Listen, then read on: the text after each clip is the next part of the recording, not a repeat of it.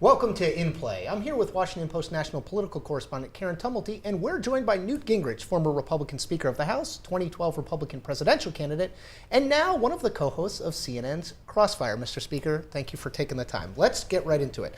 Talk of government shutdown is again in the air. Is this a smart thing for Republicans to do?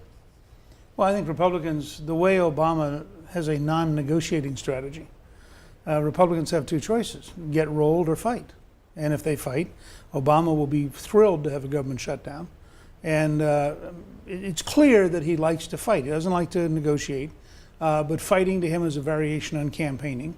And it's also clear that he thinks he can win the argument. Now, question will be whether he can.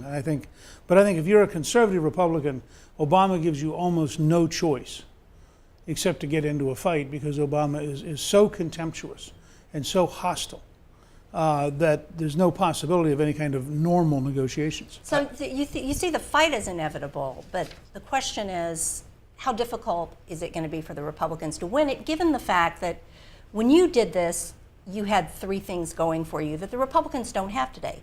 The brand was a lot better than it is today. Republicans controlled both houses of Congress, and you had a very unified House conference behind you. None of those things are true today. Can they win this? I don't know how you define winning right now. The president has an enormous problem.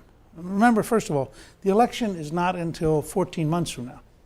So if you're the House Republicans, you can do what we did, which is have a huge brawl in the fall of the off year and totally recover. I mean, people tend to forget, we're the first re-elected majority since 1928. So if closing the government hurt us so much, how come we got re-elected? Mr. Speaker, I don't want to spend too much time looking back at 95, 96, but I do, because you're at the heart of it and because this certainly looks like we're headed toward it. Still got a little bit of time. But are there one or two lessons you learned then that are still applicable that House Republicans, whether it's John Boehner, Eric Cantor, or the rank and file, would be smart to heed now? If you basically cast it as it's either fighting or rolling over, how do you, to Karen's point again, how do you win there? What did you learn about how to win? I think I learned two things that we did wrong. One is that I would consistently talk about keeping the government open. I'd say over and over again, look, we want to pass a CR. We want to keep the government open. We don't see any reason to close the government. We want to have a change in spending patterns, and we want to have a change in Obamacare. But there's no reason we should close any aspect of the government other than these two issues. And we don't understand why the president is deliberately taking a hard line. It's almost unconstitutional. He's saying, give me what I want or else. Well, he's not a king. And I think you have to really be careful. He could get sour very fast with the country if the country concludes he's trying to be a petty dictator. So the first thing I would say if I were Boehner and others is, I'd open every sentence with, we're trying to keep the government open. We're offering to keep the government open. We don't understand why they don't want to keep the government open. But we do think it's part of the American system to negotiate. So we can understand why he's saying not to negotiate.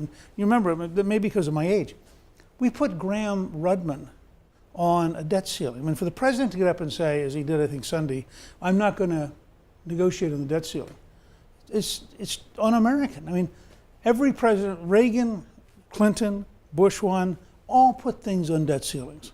So this idea suddenly Barack the First announces to us as the king what he's going to do. Well, that's not how the Constitution works. And what about the second lesson? The second lesson is get a good night's sleep.